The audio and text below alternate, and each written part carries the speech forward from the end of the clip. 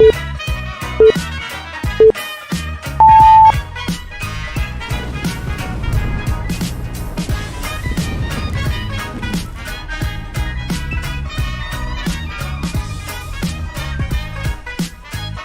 are about to enter a world of imagination, a world where battles are fought and won on hex maps and grids, a world where even the toughest problems at the table can be solved with a little ingenuity and a lot of luck. Dice are cast, swords are clashed. From power gamers to role players, all are welcome here. Hell, even 4th edition has a seat at the table. So with dice in hand and a heart full of adventure, I would like to welcome you all to this Polyhedral Paradise. What is up this evening? How are you? Welcome everybody to our Encanto special event. That's right, Encanto. Yes, you can't get away from it nowadays, and now you can't get away from it in the world of D&D. So you are welcome. This whole conversation tonight is born out of a conversation that our guest tonight and I had on his stream. Our guest tonight is Landon, Boulder Doobies. He has a Twitch channel, but we'll talk more about that when he comes on. So we were just having a little conversation, and Encanto came up, and boom, a collaboration. So before we get too far into it, let's just get a little house cleaning out of the way. Some show notes. First, let me say hi to everybody in chat. Callista, good to see you. Thank you for coming here tonight. It's gonna be interesting. It's gonna be fun. So today, I'm sorry, not today. Going on right now, we got a giveaway for this cool disappearing cup. That's right. To celebrate the relaunch of the channel, we're giving away this Polyhedral Paradise travel tumbler. That's going to be emblazoned with our logo on it. All you have to do to be entered is to leave a comment on any one of our videos from now until, I believe, next Thursday, in which we're going to be drawing a winner. So all you have to do is leave a comment, and you're automatically entered to win.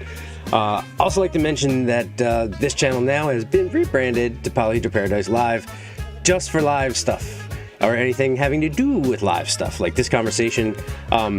We have another channel which is going to be just for evergreen content, just for videos related to D&D, some timeless stuff. So we're going to play around with the algorithm a little bit, try to box the algorithm, you know, get a little bit higher on the YouTube search terms. But anyway, that's just some channel stuff out of the way. First, before we bring Landon on, I want to address this afternoon. Yeah, this afternoon. I can't play happy music for this. We got to play darker, foreboding music. So picture it. Sicily, 1938. No, shout out to my favorite golden girl. No, picture it. Chew on This is set to return. For those of you who may not remember, Chew on This was something that that I did back in the day, where I would take a topic and I would write, record, and edit a video in 30 minutes on my lunch break and have it out. And I called the segment Chew on This.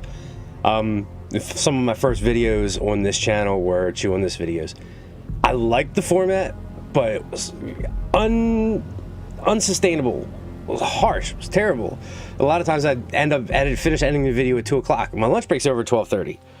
If my boss is watching, that never happened. That is a lie. So it just became untenable. It wasn't anything that I could continue to do.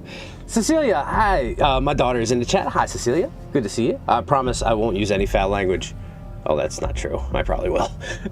But anyway, so I nixed it. So I decided to recently, since I went back to intermittent fasting and I have that half hour again, I was going to start trying to stream on my lunch break. Easy peasy.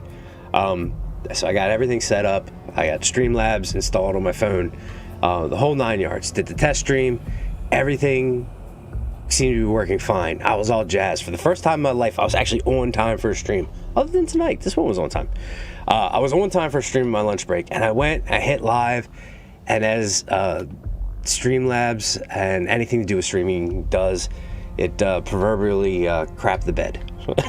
And it crapped the bed so bad that I couldn't even get back in to cut the stream. So for about 15 minutes, it was just screaming this little circle of death. just around and around and around. So that didn't happen. But you know what? I'm going to try again tomorrow. We're going to keep persevering. So when I can, look out for the lunchtime stream. So anyway, that's enough talk about the past and what's going on. Let's talk about tonight and what's in store for tonight. An Encanto discussion.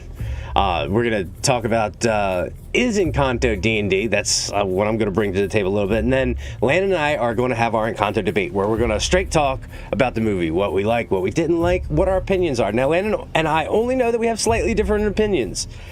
We don't know what they are. We saved it for tonight's stream. So your guess is as good as mine to what we're going to get. But you know what we're going to get? We're going to get a good time. So without further ado, let me bring on tonight's guest, Mr. Boulder Doobies, Landon himself. Good evening, Landon. How are you? Doing well, Jason. Good. Well, thanks for having me on, my friend. No problem. Good to see you. Let me cut the music here so we're not trying to talk over some music. So all right. So everybody, Landon. Everybody, Landon. How you doing this evening, buddy? Doing well. Excited to talk Encanto. Have a lot of fun stuff to chat about and a lot of topics to dive into about the movie specifically. But just glad to be here and hanging out. Yeah. And I'm glad to have you, Landon. I think this is the first time you've officially been with me on a stream that's not a 24-hour live stream. That is correct. Yeah. Landon was a part of the 24-hour live stream. He played Rexicast in the Tantherum series, which we're going to get back to that at some point. I promise.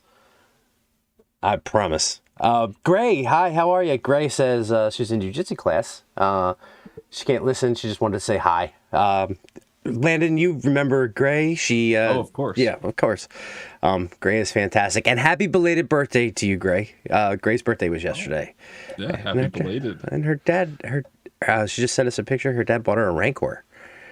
That's fantastic. Not a real one. I mean, obviously those things are illegal. You can't own a real Rancor. So before we get into discussing the movie, because this is the D&D channel and I have to justify us talking about Encanto. I mean, I didn't have to, but I wanted to.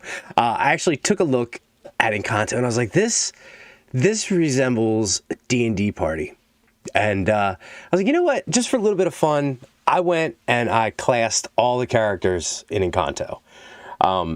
So I'm going to, before we get started, I'm going to read off what I think the classes for the characters would be. Now, if we were making them PCs, okay, player characters. If I was making them NPCs, they'd be a lot different than this. But let's start with the easy one, Louisa. Obviously, Louisa is a barbarian. That's low hanging fruit, but I think she's an animal totem barbarian. But I think she would definitely be maxed out on strength. I think while she's not a low intelligence creature, I would have to give her lower scores in wisdom and charisma due to her lack of self-worth and self-trust. So I definitely would, she's kind of shy. So I'd give her a little bit of a lower charisma and wisdom score. But also I would give her a dip into Bard. The little secret here, anybody who sings in Encanto, I automatically gave them one level of Bard, just for the heck of it. So, Landon, do you agree? Of course. Yeah. This is really low hanging fruit. Oh, isn't it? Yeah. That's why I started with that one. So, all right. So going on, let's go with Peppa, the cousin Peppa. Auntie Peppa. This is another easy one where you can't take a look at Peppa and not have Storm Sorcerer screamed right at your face. A sorcerer with innate magical abilities, who has the ability to control the weather. Also, low-hanging fruit. But I think she would definitely have a high charisma score, pretty high on dexterity as well, seeing as how she can get down and dance her butt off with Felix. And that's how I see Peppa. Landon, any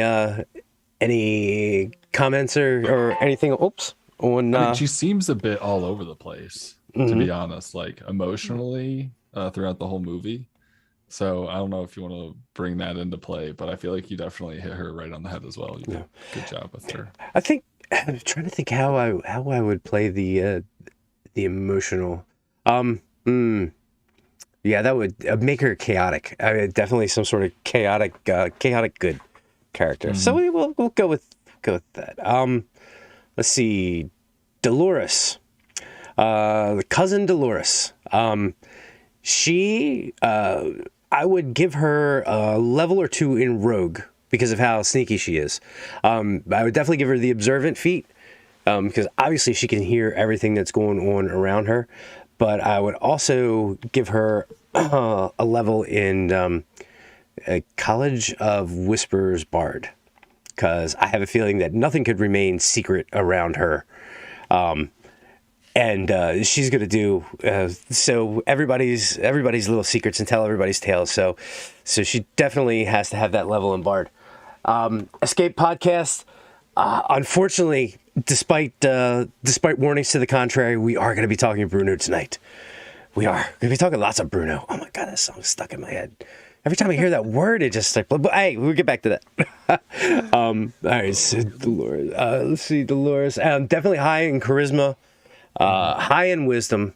I would score her rather sort of low in intelligence, not because I don't think she's smart, but because she can't keep a secret, doesn't know when to keep her mouth shut, doesn't know that there's a difference between knowing something and saying something. So I'd give her a little bit lower of an intelligence score. Landon, do you disagree? Or No, I agree entirely. I was going to say the one thing you got to catch about her is that she can't keep a secret either. So you did a good job there. Yes. Okay, we carried Pippa. Okay. Another low-hanging fruit, easy one. Antonio, the youngest of the group, new to his power set. Definitely a shepherd druid. There's no debating that. Just a druid. But I would definitely give him the ability to speak with animals as a cantrip. I would change things around, maybe create a special subclass for him, but definitely druid. But I would not give him any levels in Bard because he did not sing a note. So no Bard for you. No Bard. So, anything to add there, Landon? Anything about his traits? Or? No, I think you hit him. He's a really simplistic character. We don't see him use his powers a whole lot other than like in his door scene in the film. So it's very easy to see how, there's not a lot for this character to start with, right? He obviously has the innate ability to talk to animals. Other than that, like there's not too many other notable skills. But it's interesting because like if you think about it from this perspective, then you're talking about an individual who's like 5 years old. Yeah, I think it's boy, to hit first level druid at 5 years old. That's an interesting discussion. We've had this discussion with Wells, tangent here, where when does a druid learn that he can start shape-shifting just in D&D, like, and how do you actually learn that? Like, I don't know, but that's just a little side note. Like, at what age as a druid do you realize you could turn into like a snake and scare your sister, or turn into a little spider? I'd hate to do that as an infant or something, I guess, but sorry. All right, moving on. Yeah. Let's go to his brother Camilo. This is another easy one. I found that a lot of these weren't too tough until we get to the main characters. So definitely a changeling, rogue, arcane trickster. He's crafty. He's going around pretending to be other people in the town. And actually, I think the man has ulterior motives, but we'll get into that a little bit later on. High in charisma, high in dexterity, maybe low in wisdom, because I feel like he's going to get into so much trouble as he grows up. doing a lot of things that he shouldn't be doing. But and he seems very untrusting of his uncle, because while everybody paints Bruno as some sort of outcast, he took it a step further and painted this guy to be a freaking eldritch monster. And that was, I love that. But yeah, so Camillo, definitely a changeling, rogue, arcane trickster. Anything? I think again, I feel like he's a character that we don't really see a whole lot of, other than kind of in the beginning of the film. Mm-hmm. So from the experience that we have with the character, you hit the nail right on the head. I mean, again, you're creating the perfect character for these individuals from what you see from them in the film. And I can understand why the main characters are harder to nail down, because with these kind of, you know, I guess like the non or protagonists, they really hit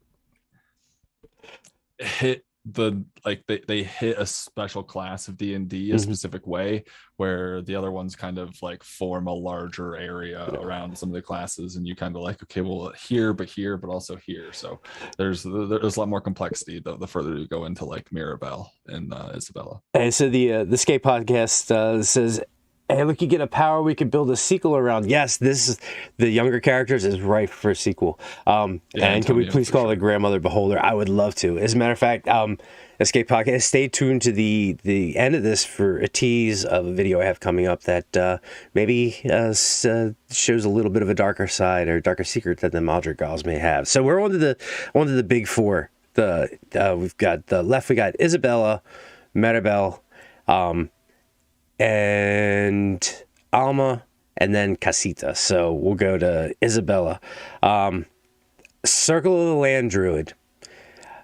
Definitely her connection to flowers and plants is undeniable, but I would change it around. I'd give her plant growth as a free action. Now we're getting into, you know, I would definitely not limit the amount of times per day she could create plants.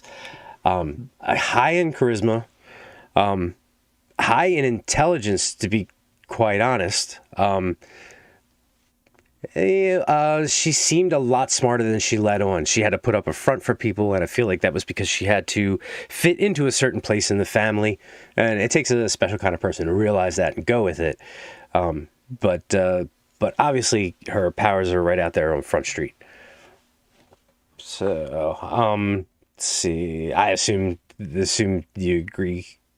Yeah. There's. I don't think I'm going to disagree with anything. I might have like an additional piece to add or something to take into consideration. But I mean, you know, when it comes to D&D, you are kind of like the guidebook for me, and I trust where you'll lead us. All right, then we'll just rapid fire through the last two so we can get into the actual meat of the episode. So, okay, do we do Mirabelle or Alma? Because I feel like the two of them are kindred spirits and they're really close. So I will say this. Both of them, I have them classed out, both of them as bards.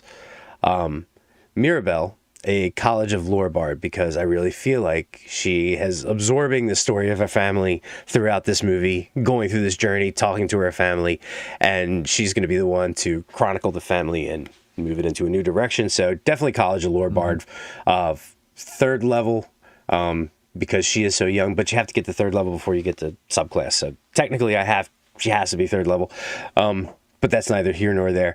High in wisdom, high in charisma, low in constitution because she's so young. Strength, I will give her a surprisingly high number just because of the way she handled herself in Bruno's room. So that's definitely surprisingly high on the strength scale. Margaret Preston is in the chat, which is my mom. Hi, Mom. How are you? Mom just celebrated her birthday not too long ago as well. Nice. So the last two. Let's see. Let's go to Alma. Alma is another bard, but I feel like she is a College of Spirits bard, where her connection to the afterlife and her dead husband would lead her to maybe some avenues that some would consider unnatural. But holding on, I feel like that candle's got a lot more secrets that it's letting on to, and she's got a lot more connection to the afterlife in the past. Definitely going to go College of Spirits Bard, and probably a couple levels in Sorcerer, with her husband being her patron, her dead husband being her patron. But and I would have to give her, I would have to say she's closer to chaotic, or not, I'm not saying chaotic, lawful neutral. She's very, very strict. But I feel like she would be anything goes for the family, whatever she has to do to keep the family safe, but she's going to do it, and she's going to abide by her rules, whatever those rules are. And she's also a secret beholder. Definitely secret beholder, or steel dragon, but that's for another story. All right. The man we don't talk about, Bruno, divination wizard with, a little dip into rogue because of his ability to hide in those walls for so long. And I would say he's attempting to be a bard, but out of all the madrigals, he can sing not so good. Because, I guess it's just because John Leguizamo can't sing too well. So Bruno he's not the best singer. So yeah, definitely a divination wizard though. What do you think? Do you think I missed anything for Bruno being the almost main character of the story, the driving force behind Encanto? No, I don't think so. To be honest, he has a lot of unique qualities that they try to share and show in the film, which I think they do a pretty decent job of. So yeah, I think you hit him right on the head. I was almost he'd be an eccentric one for sure. Yeah, most wizards are, which it fits right into the wizard mold. I almost went sorcerer, but I feel like he's gonna have to read. He's gonna have to read some in order to get his spells cast. And as a bonus, Casito would be a modified Mordenkainen's magnificent mansion. And for those of you who don't know what that is, I don't have time to explain it, so look it up. But anyway, that's the characters of Encanto classed. At least the best that, if you want specific stat blocks and stuff like that, I could devote some more time to it. But unless you planned on playing an Encanto campaign, there really isn't a need to fully class them. But as far as like D&D parties goes, there's no fighters. I guess we could have thrown in the Felix. We could have made Felix a what I'd like to see in Felix, like a rune knight, some sort of brawler. Oh, and I'm sorry, we forgot Juliet. Definitely a druid or a life cleric. Man, yeah.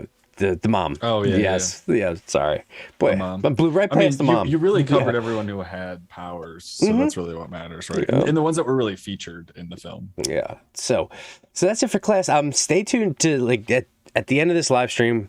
I'm going to go over what I think the true horror of Encanto is, and I'm going to tease out something that's going to be featured in an upcoming video. But for now, let's talk about the movie as is. As it stands, without the D&D flair. So let's see. All right, let me just put that on there.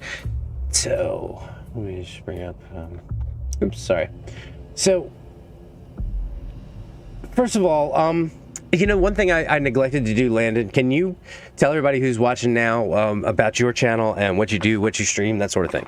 Sorry, I neglected that. I am Boulder Doobies on Twitch, twitch.tv/Boulder Doobies. And I like to do all sorts of fun things on my channel. I like to involve the community in the chat a lot, typically play some Jackbox games. You'll find me doing karaoke or, playing some Nintendo Switch games. You never know what I'm going to be doing on Wednesday, that's for sure. But I also love building me some Legos. So, you never know really what's going to be happening on the channel, but there's all sorts of fun stuff taking place. I stream Monday, Wednesday, and Saturdays. So check us out, twitch.tv Boulder Doobies. I've never caught any of his Jackbox streams. They're absolutely fun. They're a lot of fun. So definitely check out Landon. So all right, let's. So first of all, your general thoughts about Disney and Pixar, since this is a Disney movie, and you're a man of a certain age. You've had plenty of experience with Disney movies. What do you think about their product that they put out? So, Disney and Pixar are kind of like synonymous, but also separate. Disney animation, I have more hit or miss experience with compared to Pixar. Pixar for me seems to, there's not very much they can do wrong. There's a lot of opportunity to connect and build on the story, and you have a well laid out plot, and it's put together in a really tight, colorful, and just delightful animation style. Disney always seems to hit the animation style on the head, but they struggle with like plot, form, and some of like the character development and like fleshing out these character arcs and not leaving plot holes. So, you know, Disney overall, I'm a little bit less high on. I'm probably like a, you know, about a 7.5 to an 8 compared to Pixar, which everything I think they make is pretty much gold, and they're, you know, like as close to a 10 as you can get without being completely perfect. Yeah, no, I definitely agree with you. As far as complete movies, Pixar has it all over Disney, but Disney has cranked out so many iconic films that I have to forgive them a little bit. I mean, I was just looking today in preparation for this at the massive amounts of animated features that they've put out, and the list is humongous. Although I feel like in the past couple of years, well, they had that stretch of straight to DVD or straight to home movies in the 90s of sequels, which was god awful. And then they've had a couple big misses for me in theatrical releases, but they turned it around a little bit. But looking at the Pixar movies, Pixar has never disappointed. Yeah, so I'm with you. I think that Pixar puts out a better product if you're looking for a complete movie. But what do you have a top 3 Disney Pixar movies? Yeah, so I separated them by like just Disney and just Pixar. So if I had to look at just the Pixar films, my top 3 in this order are Ratatouille, Luca, and Onward. And then if I had to put Disney movies, and typically animated movies, I didn't look at too many live action ones. Right. Moana, Big Hero 6, and then Lilo and Stitch. So more the modern movies.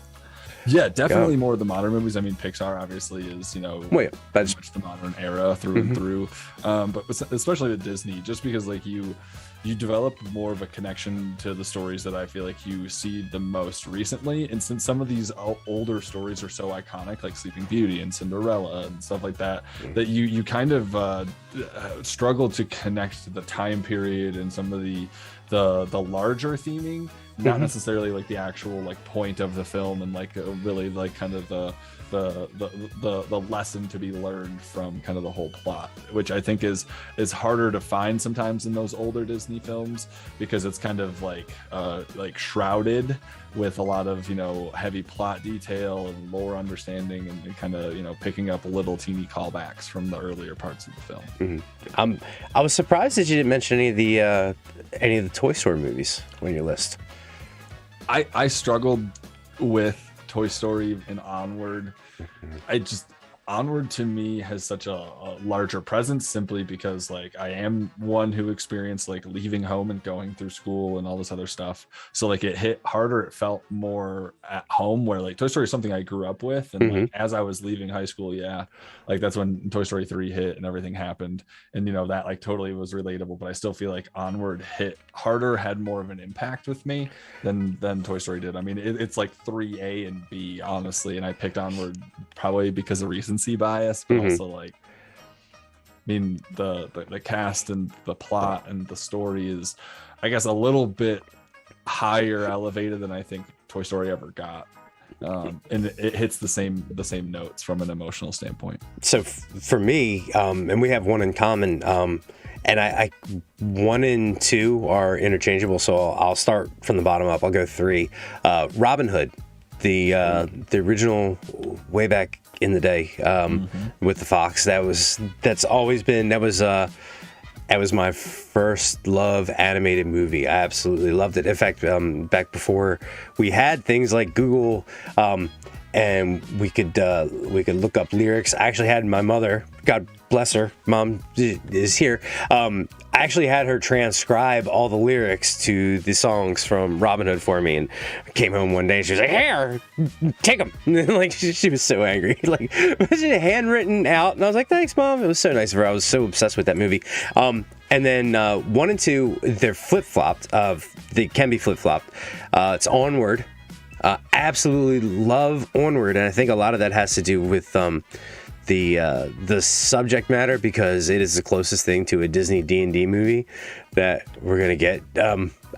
I watched it. I had no idea what Onward was. I watched it, and all the Dungeons and Dragons references and all the things that sort of hit me from my childhood. I wasn't expecting them, and I just instantly solidified that as one of my favorite Disney movies, Pixar. And then, oh my God, we should have done 4. Because I forgot Luca. I love Luca. Luca is one of my favorite Pixar movies as well. But I can't slot that in. I had to go 4. I just forgot about Luca. But this movie that we're talking about, actually Encanto, has really jumped up there and has now cemented its place either number 1 or 2 for me on the all-time list. It was surprising to me. I don't know if that's recency bias. I don't think it is, because I really just watched Luca not that long ago as well. But or maybe it's because we've watched it so much and it's been on repeat and this has been driven home. But yeah, I was watching it the other day and I was like, you know what, this is one of my favorite Disney movies now. So now that we got that out of the way, when did you see Encanto? Under what circumstances? Just tell me about your experiences with it. So I saw it like the day after it released on Disney Plus. So watched it at home, and I saw it on date night with my girlfriend. So we were like watching the film. We both had heard good things about it. We only heard positive feedback and absolute love of the film. But we watched it, and honestly, we're both a little underwhelmed. Really? That's very interesting. I guess we'll dig into why that is, but to me, general sense of like, what were you underwhelmed by? The acting, the music, just generally underwhelmed from the movie, or can you explain the underwhelming nature? When you think about like a Disney animated film and kind of the hype and some of the marketing that they put around this film and the way that they portrayed it, they did a very good job of hyping up Encanto, right? And creating all this good marketing material around it, which really created this kind of vision for like what the movie was and how it was going to be and what it would play out to be and how it would be understood for me. And it didn't meet the expectations that were set. Not only because of like my own expectations going into the film, but everything else I heard from everybody saying like, oh, this is one of the best Disney films. This is, like all-time great, so on and so forth. So I heard all of that and then watched the film separately and kind of was like very underwhelmed and kind of like some of this could have just been, I guess more, there could have been more information or of an understanding, like kind of give us like some exposition where like we learn a little bit about what's going on, because you kind of jump into the film and just go, like there isn't really like much of a, oh, this is who we are. Like I know Maribel sings that song, but like, you don't really get more than a song. And like I think the biggest problem to me, and I said this on my live stream, and I'll let you jump in here after I say this, is everything felt like a song. It felt like there wasn't enough dialogue. There wasn't enough information being shared and enough discussion between characters to build this plot and the story the way they wanted to. It felt like they chose song in so many instances over dialogue, and song doesn't always hit home, and the song doesn't always catch on and play the way you want it to play, especially when you're talking like a plot device or like a something to move forward in the conflict or the story that's being told. So there's there was just this gap for me between like what I was watching and hearing and what was actually being done by these characters that didn't seem to align. And it struggled, and maybe it was just like the way I was anticipating it being versus how I actually saw it. But that was kind of one of the biggest things that pulled me out of the movie as I watched it. It like took me out of the experience that they were trying to create. I see. I don't know. I kind of disagree. I didn't think. I didn't notice that was an issue, a lack of talking. I thought that the songs that they had, and even from the beginning, the Family Madrigal, and then enough of the visual clues through what you saw on the screen, I got a very clear, concise idea from the jump about who the family was, what they were doing there, sort of their part in the town, their connection to the town at whole, how important they were. I thought all that was laid out really well at the beginning of the movie, rather concisely through some of the visuals that they used, and some of the little clues that they gave you through small lines of dialogue. I even picked up on the fact that there was tension between Maribel and her sister from one line of dialogue between her prospective boyfriend and Maribel, where, between you and me, she's kind of prima donna, like tension between her sister. Her sister's the golden child. Like, all that was really, I thought, expertly laid out within like a 3-minute span at the beginning of the movie. And I had no idea about the movie going into it, or who they were, or anything like that. And as soon as that first song was over with, I was like, okay. The only thing I wasn't sure about was the nature of the miracle, what exactly the miracle was. That was rather ambiguous. But I thought they did a great job of using songs and I guess you could say dialogue between the characters was sparse, but I think it was there when it was needed. I felt like this was more of a almost pure musical. Like, I can almost see this being a stage play converted to a cartoon because of the sparseness of regular dialogue and the story being driven through the music. I kind of disagree with that point, where I thought it was easy. I thought I got everything I needed at the beginning, but like, the biggest gap I'm having right now still is like, is this family considered royalty, or like the Madrigals considered royalty of this town? Because like technically they founded the town, right? The grandmother founded the town. Mm-hmm. The casita is like one of the first places built in this town. So like, are they considered to be like a royalty, like the royal family of this like area? Oh yeah, I definitely think they're definitely considered the royalty in the town. Just the way that the townspeople were lined up outside the town for the gift ceremony, for the gifts. Go ahead. So like, couldn't you make the argument though that the townspeople are aware that they have this magical power, this like miracle, right? Mm-hmm. So of course they're going to be a spectacle because they have gifts and capabilities that nobody else has. So is it really that far-fetched to think that the townspeople are treating them this way because they have the ability to do what they have done and the gifts that they've been provided? Or is it more like because they are who they are royalty? Because I think that's where some of the gap comes down for me, is like, do the townspeople treat them the way they are, or like as royalty because of their gifts and simply because of the miracle?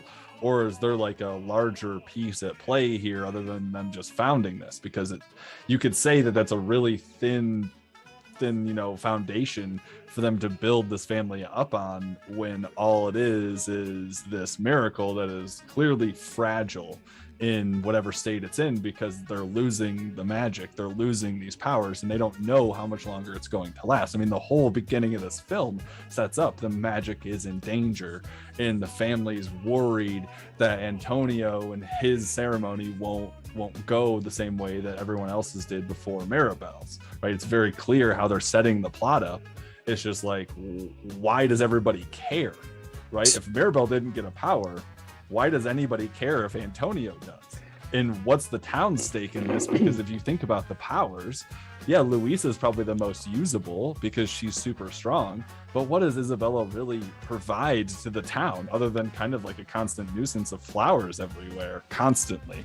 And like Antonio, yeah, he can talk to animals, but that's discovered later. And Camillo, it's like, dude, you're just turning into other people. How does this help anybody? If anything, it just makes you a creeper. In like Dolores is like the town gossip, literally the town gossip. All she does is hear everything, and she can't keep a secret to save her life, so she's just gonna spit it out of her mouth from the first person she talks to. So like, why do they care, and why do they value these like nuisances or these like gifts or miracles so much when it like doesn't really benefit the town at all, and they treat them like royalty, yet they're not really. So to rewind back to one of your earlier points, I'm not. So it's painted to us that the miracle's in trouble, that all of this is fragile. According to the town. The town has no idea that that's the case. We know it. And to be honest, if you look at the reaction of the flower delivery, where he gives Mirabelle the not special, he's very sort of passe about it. He's like, well, the last miracle was a bummer. I hope this one isn't. It doesn't seem like she's like, oh my God. He's like, oh my God, I can't believe that you don't have a gift while your whole family's this great family. It seems like he's not that concerned that she didn't get one. It's like, whatever, I hope the new guy gets one. So maybe they're not painted. Maybe they're not royalty. Maybe they are the oddity if you sort of take a look at it like that, because even the little kids didn't know that Mirabelle didn't have a gift. She had to tell them that she didn't have a gift. So it's clearly that it hasn't trickled down to the kids that, hey, these are people to be, everybody has this power. Like, it didn't get to the kids that she didn't have a gift. So I think that they are considered royalty, but I don't know that they're set apart as much as maybe we think they are. Because for that reason, but I do think that they are important to the town. You can take a look at some of the things that Dolores, maybe not Dolores, because I mean, you might be right there, she's just a town gossip. But Camillo, he probably goes around, as we see him like hold the baby, he probably goes around and doubles for people so they can get some rest. He goes around and has a side job, babysitting, helping parents. He probably goes around and slyly takes people's places at work so they can get some extra rest. He may do those things throughout the town. But as he's young yet, so we don't know what he's going to be able to do with his powers at some point. You're just seeing sort of like the machinations of a young child. But some of the obviously the mom, Julieta, she's very important at the town. You've got somebody walking up with a broken arm and she's getting healed. Obviously her powers can heal not only sicknesses but physical wounds. That is massively important to a town. And then her sister can control the weather. I imagine you see her with the small cloud, but then at the same point when she got upset on her wedding day, but she's too irrational to be in control, quote unquote, of the weather. Like, that's my whole point earlier about her being so all over the place emotionally. Like, she is out of control in every which way, and literally out of control when it comes to the weather, right? Like, it's more of a hindrance than anything to the town. Like, if anything, they wouldn't want her around or exposed to anybody because they don't know how she's going to react. So all of a sudden there could be like a freaking hurricane coming out of nowhere. But I think that's like where her husband Felix comes into play, because Felix has the ability to calm her down, keeps her level. And I think over the years, she has been so like beaten about, like, you can't have a bad day, that now we see her where she's at this breaking point in her 50s, where she's been told her whole life, the whole town is depending on you being level-headed, and she's just shell-shocked at this point, where she can't have a bad day or a sad day because she's got this little cloud hanging over her head, and if she goes off the rails, like she may, then the whole town is engulfed in rain. But for the most part in this movie, the skies are clear. The weather's good. Who knows? This outside the borders of the mountains, it could be winter. And in this little town, you have this perfect little weather. So we don't really see her full impact of her powers. She could be controlling the weather in this valley, where the outside of the valley, it's desert, nothing grows. But because she's generally, for the most part, level-headed, thanks to Felix, the weather stays nice in this area. And she she's doing her quote unquote job. We only see a couple times where her family's like having a breakdown that she goes off the rails. It's only really shown twice, her wedding day, and that's still debatable whether that was Bruno's fault or not. And then when the proposal gets messed up.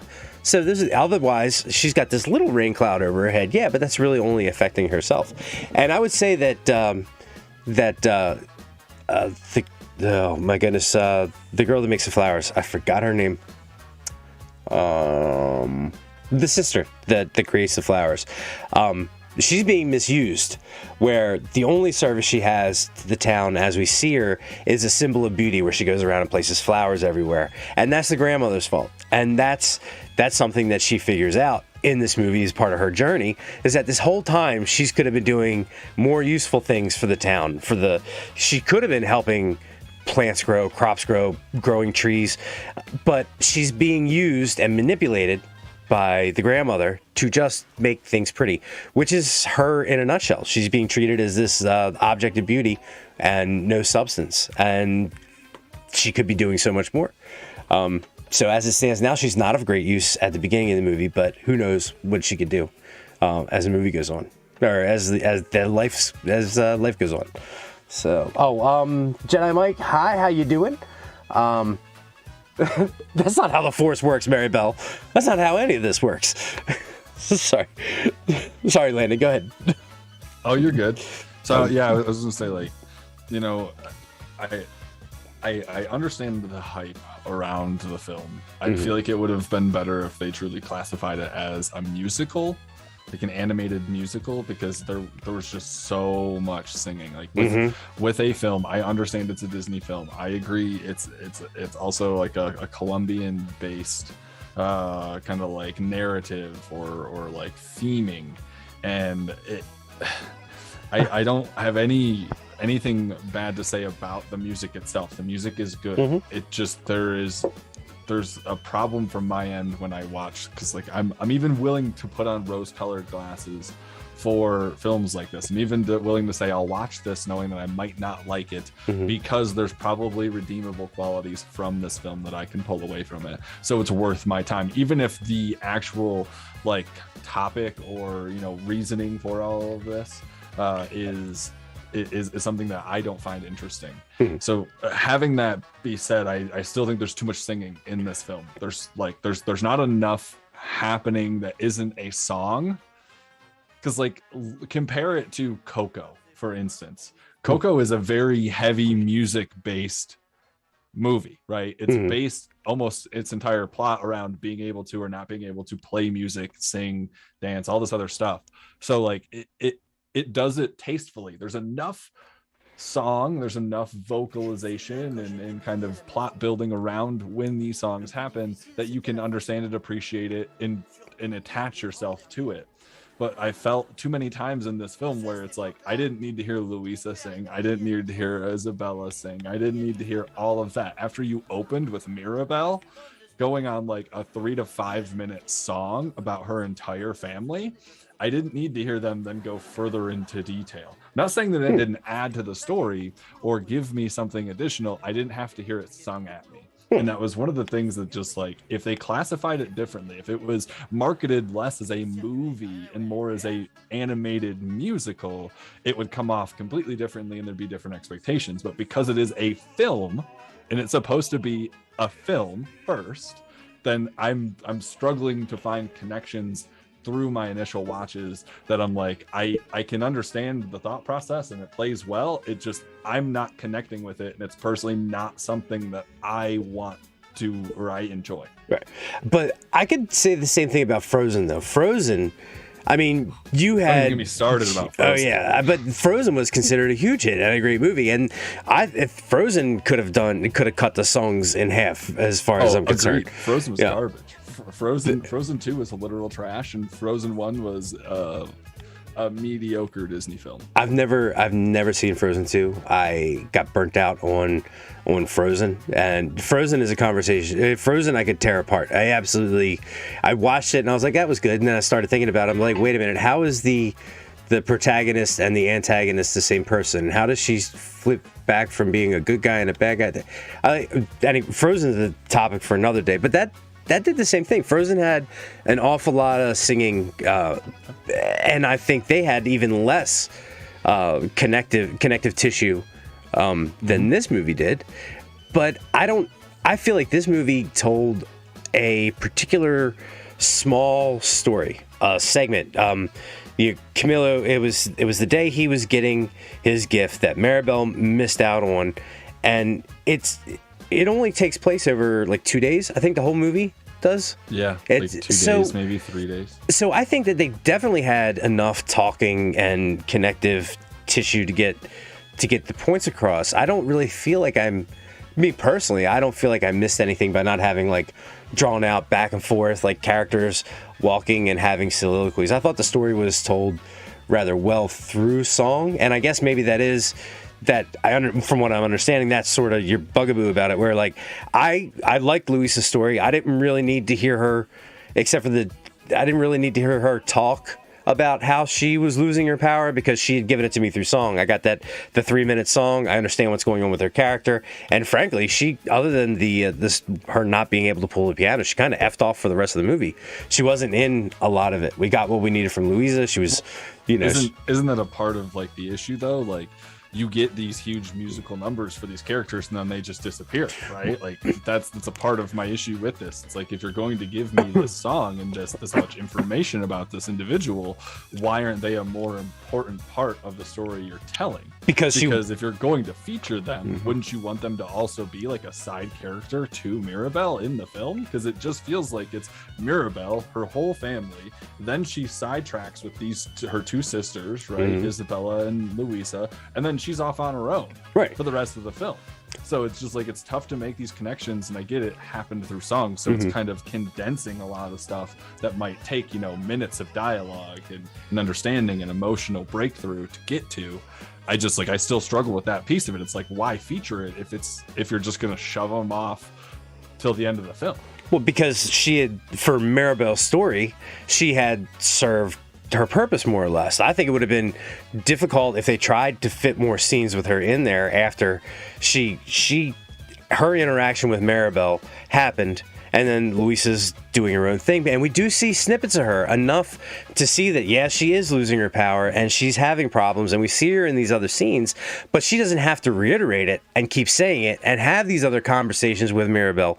And she doesn't have to talk to her other sister and have the same conversations. The story's sort of told through Mirabel. She's had her interaction with her. She's gotten her point across. Mirabel is doing this other thing. Luisa's still there, but we don't have to feature her anymore with dialogue, because if you have all these characters, and there are a lot of characters in this family, and you tried to have conversations between Camilla and Luisa, or between these other characters and each other, that I guess it would have made it feel like more of a fleshed out movie, but it was unnecessary to tell Mirabel's story and Mirabel's journey and the grandmother's journey. It didn't really have to happen. There weren't a lot of conversations between these other characters, but I don't think it needed to be to tell this particular story.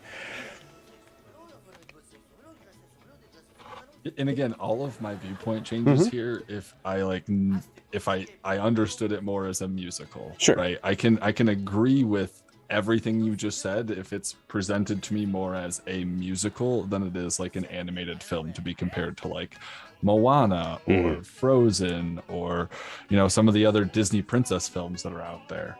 So and to Grace's point, I don't think we're knocking Encanto as much as just like I'm sharing some of the struggles I have with the film and why I don't think it's potentially my favorite Disney film as everyone continues to adopt. Yeah. That I think it's kind of middling a little bit. It's certainly better than the Frozen franchise for me, but I don't think it hits some of the top level Disney film echelon like others, and everyone's entitled to their opinion for sure.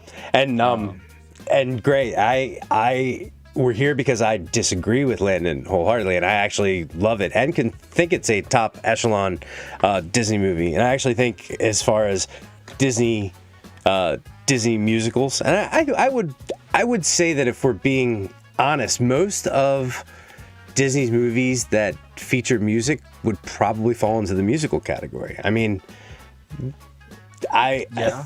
I mean, you're right. I would say Luca, Pixar, not so much. Disney animated movies, except I'm struggling with like Raya. I watched Raya, Raya the Last Airbender, Raya the Last Dragon, and I didn't like Raya at all. But I don't remember I don't remember the musical number, or if there even were music numbers in it, to be honest. 3, I think, total. There was a couple in the beginning, and then I think there was one when she like rediscovered herself and her purpose and stuff like that. There was not very many in Raya, which was like, again, it wasn't set up to be that way, right? With a Disney film, you inherently understand, yes, I'm walking into this and there's going to be song, there's going to be explanation and song. It's a Disney film. And I'm okay with that. I appreciate that. I embrace that when I watch Disney. But there's times where it just becomes too much in my opinion, and that's me personally. If I want to watch a musical, I want to watch a musical, and I want that to be what I'm watching. I didn't want to watch a film that ends up technically feeling like a musical. I respect that. Me personally, on the other hand, now I thought that I loved Lin-Manuel Miranda. Knowing that he did the music going in, I was completely expecting what I got. A story with visual clues, with a lot of songs with a lot of subtext in the lyrics, I guess, because I think he's a really good songwriter. I was expecting what I got, and I love the fact that this movie was told through song. I think they did a great job doing that. Mike's got to go head out, work on a Pinewood Derby with the son.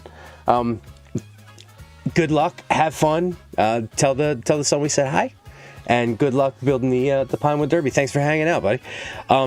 So I understand where you're coming from. However, I mean, again, this is like my biggest struggle with the whole film is this kind of piece of it, because I felt like they did very good things with Mirabel and the Abuela, and they really fleshed out Bruno's character with Mirabel in kind of like a quirky, fun way where it didn't need to be said. You just kind of understood some things from context. Even this is a point where like his song wasn't like, it didn't provide too much, it provided just enough, I felt like, where like it was more tasteful like Isabella's than I felt like Luisa's was a bit out of place still. Again, nothing against these characters. I have a positive look on this movie. I don't think it's as good as some people are portraying it to be, but again, that comes down to all personal opinion. And the coolest part to me was like through this film, as you watch it, you kind of struggle to understand who is the main character here, because it kind of plays between Mirabel and the Abuela and the Miracle even a little bit, as well as the whole family at times, where you feel like it's really talking about the family. The family's really the main subject of this plot that they're moving forward. So I completely agree that they did so much right, but there was just I guess I got really nitpicky or found some things at the beginning that I struggled with that kind of, like I said earlier, it took me out of the film. When I kept seeing them, or like instances of this pop up, it just pulled me away from it, which probably made it more difficult to appreciate and really connect with. But I liked the plot. I liked where it went. I loved how the whole plot and story and kind of arc for the Abuela and Bruno and Mirabel all wrapped up at the end. They did it very tastefully. It was done very well. It didn't feel rushed. It didn't feel too quick. So I certainly, enjoyed the film overall. Again, I have a positive take on it. It was like a 7.5 to an 8 for a Disney film. That's pretty good, especially for one that I'm rather critical of. There was a real struggle for me to get past, and having me being able to talk to you, I can understand why so many people are drawn to it and like it, right? I can see the other side of the coin. I know I'm not the type of individual that sits on that side of the coin with these types of films. So it's tough for me to, get that excitement or feel that love for this film that you might or others might, because I can't. I'm too separated from it. And I appreciate that. I'm very I have a lot of love for this movie. So just out of curiosity, if this were marketed almost as a stage play on celluloid, do you think that would have made a difference in your opinion?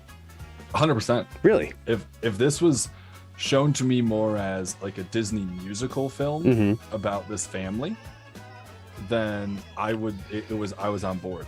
The problem was some of the expectations set through some of the marketing was that this is like the next Disney princess movie, right? It's kind of like, is Mirabelle the next Disney princess? Is Raya the next Disney princess? Who's the next Disney princess out of the ones we've been introduced to over the last couple of years?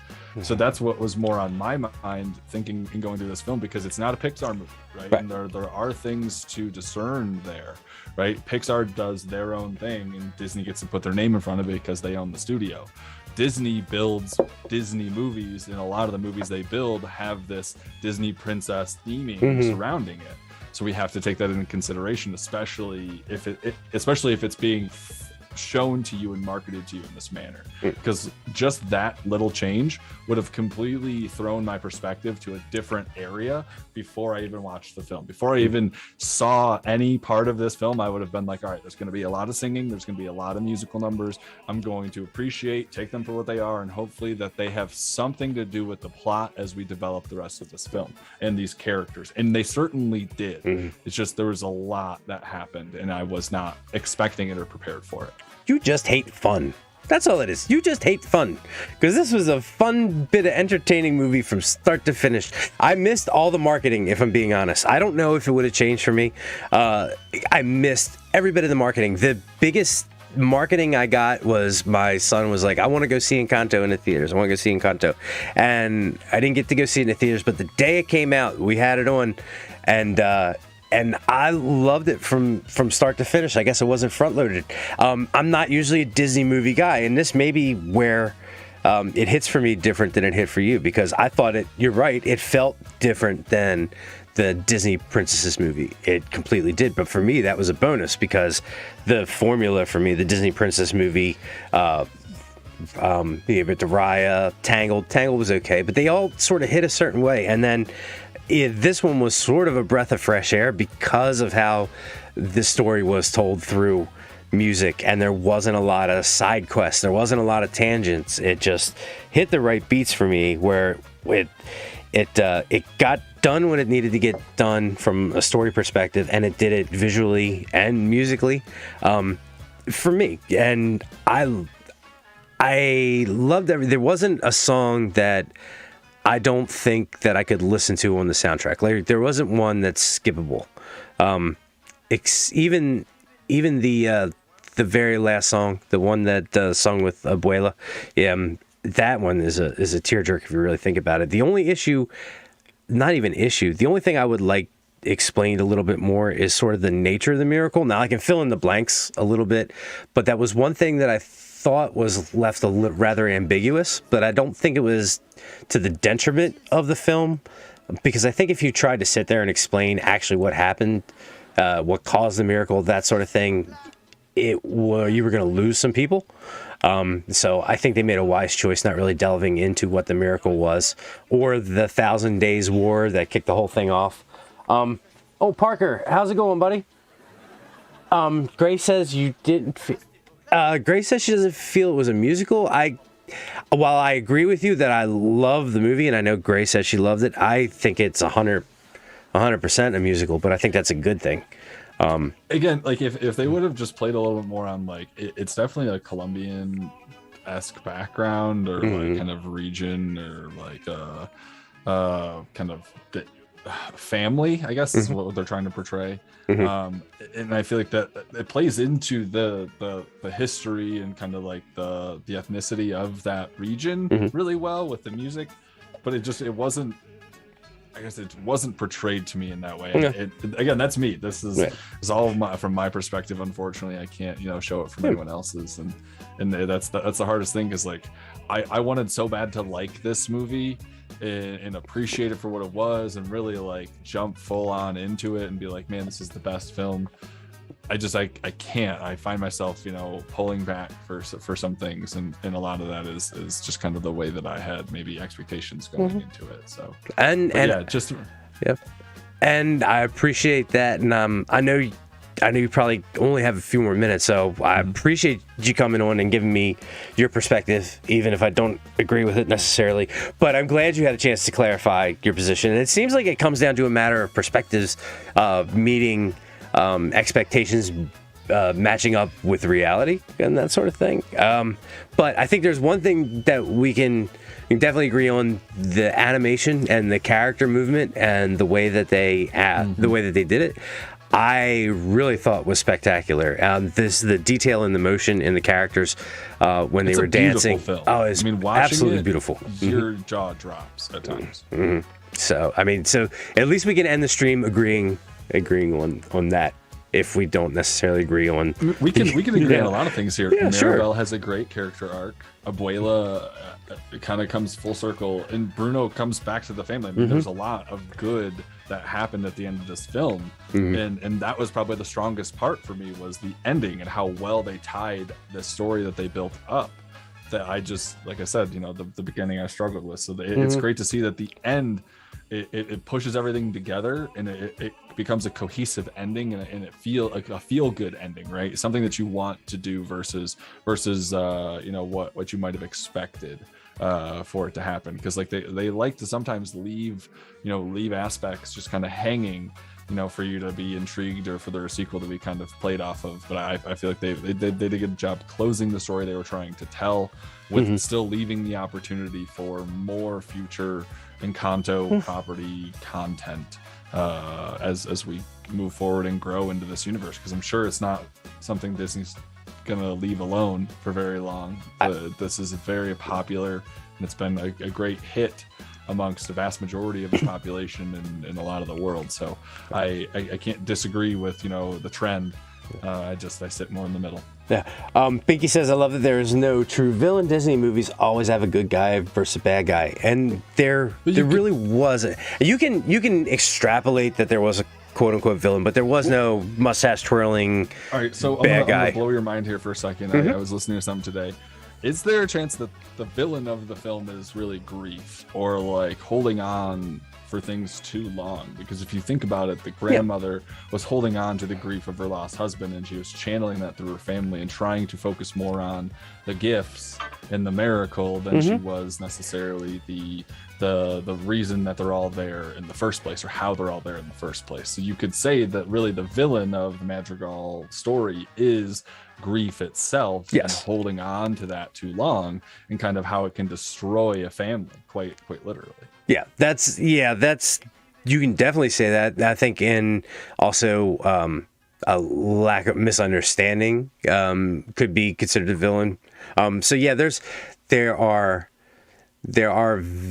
a villainy in the film, but there is no personification of a villain. The mustache there's no villain. one person to be like, that's the villain. Right. Yeah. There's concepts. Which is why another reason I really enjoyed this movie is because it had an air of metaphysicality about it that isn't present in a lot of movies prior to this. There are a couple of the themes and everything that you sort of had to pay attention to get. There was nobody you could point a sword at and say, go get him. And I appreciated that about this. I think though, as we go on, we're going to see that becoming a trend. The move away from the clear-cut good guys versus bad guys, and a lot of the tropes that you sort of used to see. And that's a good thing. Because you can't keep doing the heroine tied to a train track and the good guy swooping in to save her and the mustache twirling villain. You can only do that for so long before those. You've been there, done that for so long that they don't play anymore. So you have to keep the ideas fresh. And I also, speaking of sequels, I know they're probably going to make a sequel. I just hope that they're smart about it, because this is a very nice encapsulated story where I feel like at the end of this you have a passing of the torch from the matron, the grandmother, to Maribel. We didn't really get too much into what we thought her gifts might be, that sort of thing, but I feel like there was a passing of the torch where Maribel is almost going to become the patron of the family, where she's got the whole thing where I just don't know that nice journey that was told in this story.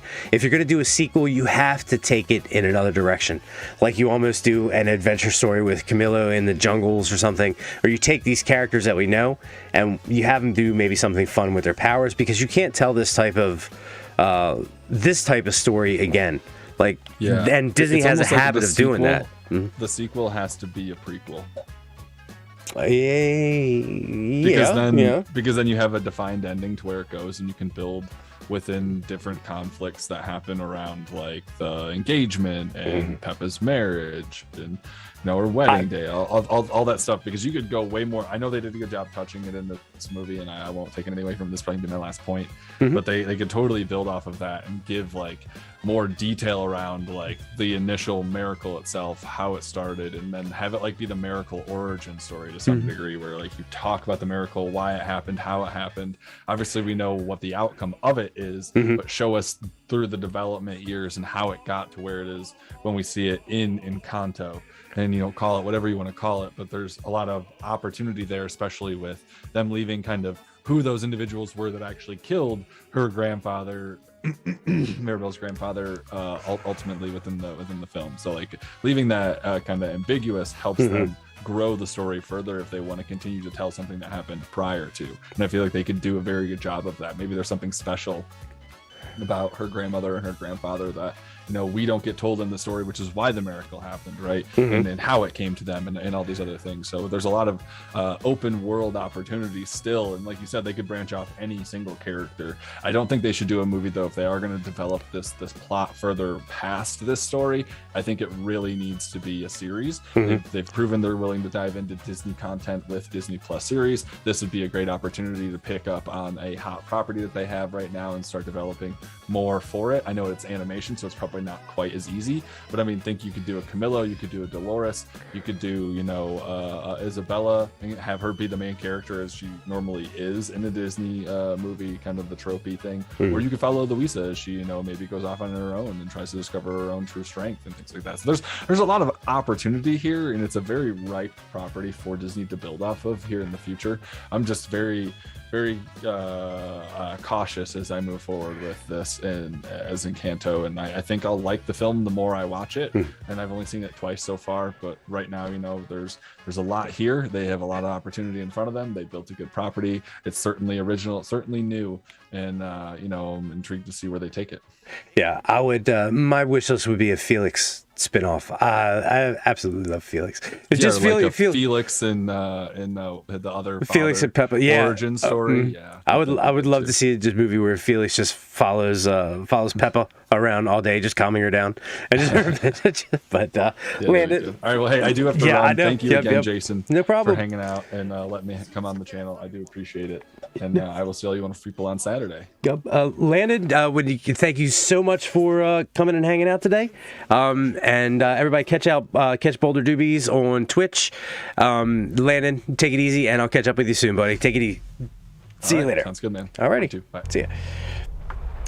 All right. Oh, wrong screen. Hold on 1 second. All right, everybody. That was our Encanto chat with Landon. He and I went into that cold, and I thought he had some decent points, although I didn't necessarily agree with him. And I thought that I still think it is as close to a perfect Disney musical that there's been. I absolutely loved it, but I also, where Landon was talking about, and to bring it back around to D&D, where Landon was talking about the origin story. I do think there is a story there to tell, but honestly, I think that the story is a little bit of a darker one than we've been led to believe, personally. And as a matter of fact, I can say that I have a feeling I know what it is, and I'm working on fleshing that out. And if you all indulge me, I'd like to give you a little preview of exactly what I think that darker history was. So Encanto is the prime example of history being written by the victor. While what we see on the screen is an uplifting tale of a magical family being brought together through song and understanding, what if the true tale is far more sinister? When viewed through the lens of a cynical old veteran of the D&D world like myself, the portrait of a tale of corrupted innocence and tragic horrors is told right under our very unsuspecting noses. So allow me to peel back the layers of this onion of lies and tell you the story of a tragic family, of a cursed family, the story of a family trapped in Ravenloft. Pedro and Alma Madrigal, a young couple eking out their life in a sleepy little village. Proud parents to 3 newborns, life is rough for them. Pedro has to work 2 jobs on his own to support his growing family. By day, a stonemason, a proud craftsman. There isn't a building in the town he hasn't touched, but that's not enough. At nights, he stands guard outside the ruins of an old temple, keeping a watchful eye out for anybody foolhardy enough to break the town's lone rule. On the door to this temple lies an engraving. Something the size of a large cat. But this isn't a cat. No, this is an aquatic animal native to South America. That animal is a capybara. And on this door, the seal of the great and terrible capybara shall remain unbroken. But unfortunately, Lady Luck was asleep at the watch, and Pedro may have just accidentally broken the town's only rule. It's a preview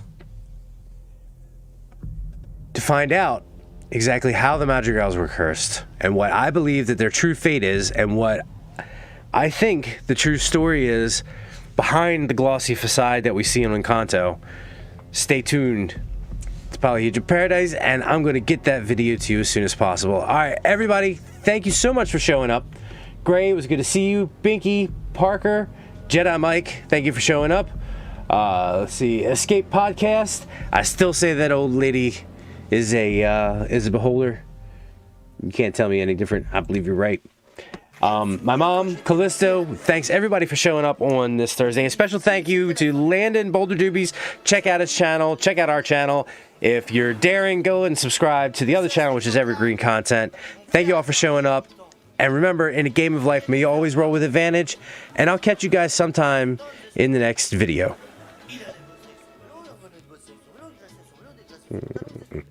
Yeah, there it is. Oh, there's the ending.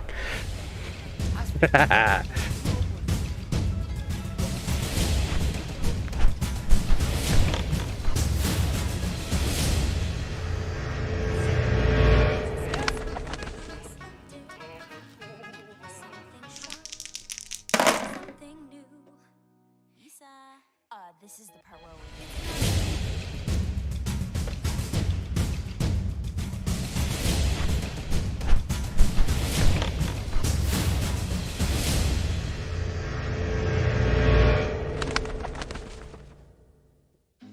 make your family proud. It's time to meet the Madrigal family.